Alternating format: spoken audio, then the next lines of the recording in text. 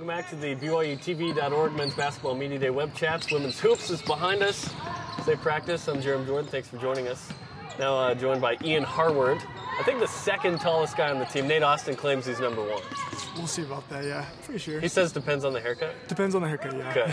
If you have a question for Ian Harward, tweet at BYUtv Sports or post a question on Facebook.com/BYUtv Sports. So Ian, I heard that you ran a crazy mile time for a big guy right off of his mission. How long have you been back, and what was that mile time? I've been back for about 7 or 8 weeks, and the mile time, I think I got 5:17 on it. 5:17. Mm-hmm. A couple weeks off a mission. Yeah. How did you do it? I don't know. I came back in pretty good shape. Made sure to work out real hard on my mission, and when I came back, it was just like within 2 or 3 weeks, that was my best mile time ever. So pretty much hit it hard, yeah. How much did you, I guess, train on your mission? I know when I went, there was no like training program, but now the church tries to create a program for you. They encourage you to get up 6:30 and then work out for a half hour before you go into the rest of your studies.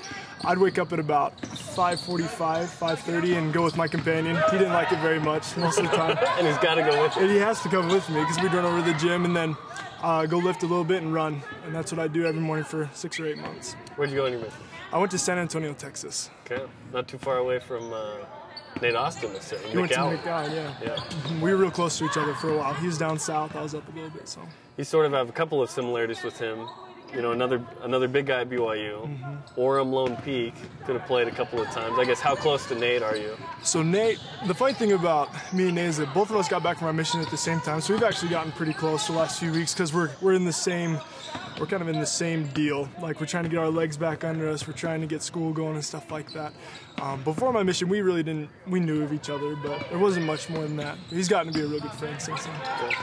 How likely or possible is a redshirt considering it's just been a little while since you got back from the mission, but you do want to play and get in? Of course, yeah. I definitely want to play, but you know, whatever the coaches need me to do, I'm down for. Ready to just help the team in whatever way is needed. So. The build-up for a BYU player to get into an actual game is just a process. So, what, 3 years ago when you committed to BYU, you go on a mission, and now you're here? Yep. What's that sort of waiting process like? Because you signed to play in games, but you haven't played in games. Yeah, exactly. That was the funny thing is right before I left on my mission, I left when I was 18, so it was real far down the line. It just like that's what it seemed like. It seemed like it was far away, but now that I'm here, it's like there's a possibility I might get a play. There's a possibility I might play next year. You know, it's kind of up in the air. So are you 20? I'm 21. You're 21. Just turned in September. So. Okay. Yeah. Great. If you have a question or a tweet for Ian Harward, go ahead and tweet those at BYUtv Sports. Post them on Facebook.com/BYUtv Sports. So BYU's loaded in the front court with experienced guys in Chris Collinsworth, Brandon Davies, Noah Hartsock. What do you hope to contribute to that front court? Okay.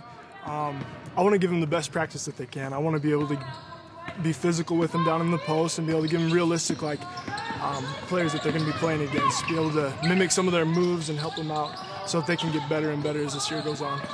Brandon Davies is about 6'9", but you guys bring a little more height, shot blocking present at 6'10", 6'11". I guess describe your skill set and how it's a little different from those two. Okay. You know, me and Nate, I feel like the reason why we recruit is because we can run. We can run the court real well, and we're a presence in the paint. And whenever somebody goes up for a shot or anything like that, if we don't block the shot, we're going to alter it. And it's kind of difficult for teams to go against that.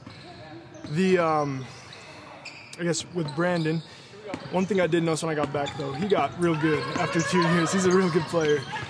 He's put the move on me a few times since I've been back, but.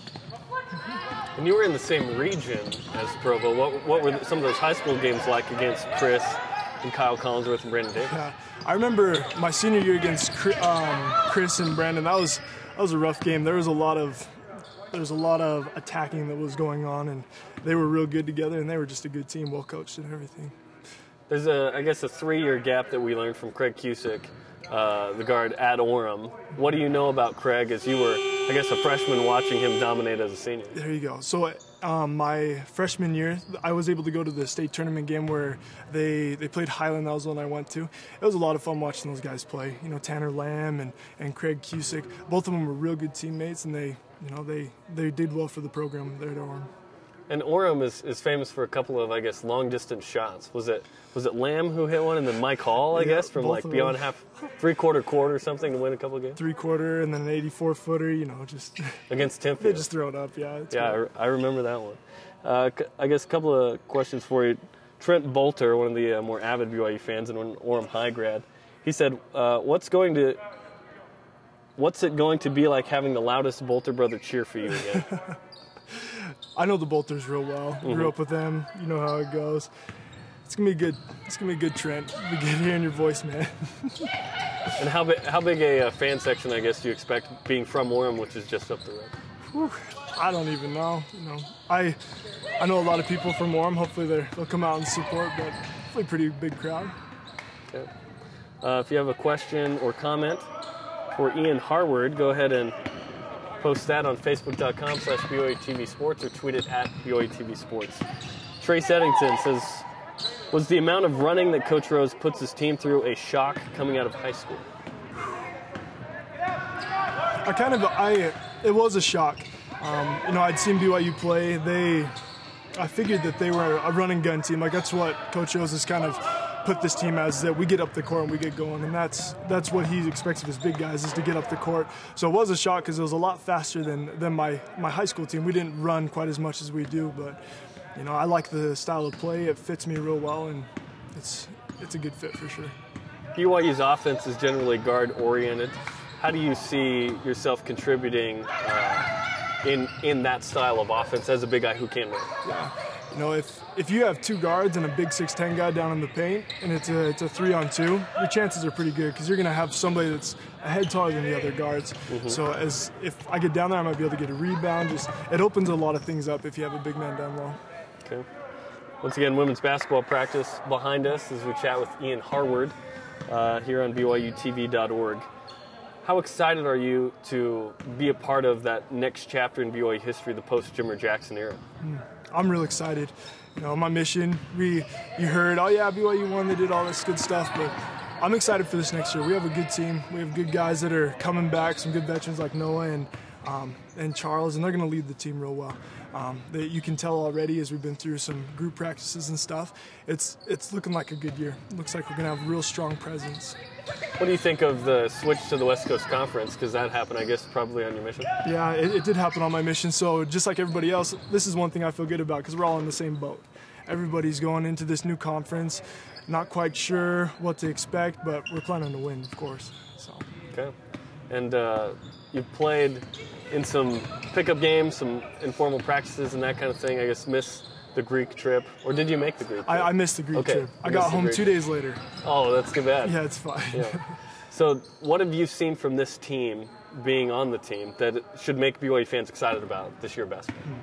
Just the pace. I love the pace that we play at. It's really get up and go. Like in practices, when I first got back, we've been able to do a few practices. Just the pace of the game is real exciting. We have guys that get up the floor. We have guys that are ready to make plays and stuff like that. How has Coach Mark Pope helped with things, as he's a new addition and a big guy? Yeah, Coach Pope, he's helped us out a lot. Us as big guys, we're able to keep our moves a little more simpler, and he really helps us to be more aggressive and more physical as we're down in the post. So if you run a 5:17 mile a couple weeks after your mission, what do you think you could get up to? Coach Pope and I, he told me his time his senior year. I'm not supposed to say it, but I'm hoping to get down below 5. Better than 5:17? Yeah. Below 5? I think I can get below 5, yeah. Wow. Okay. We'll keep an eye on that. Sounds for sure. good. Chatting with Ian Harward, former Orem High guy, now BYU Cougar here on Men's Basketball Media Day on BYUtv.org. On deck is Charles Abuo. If you have a question for Ian, tweet it at BYUtv Sports, or post it on Facebook.com/BYUtv Sports.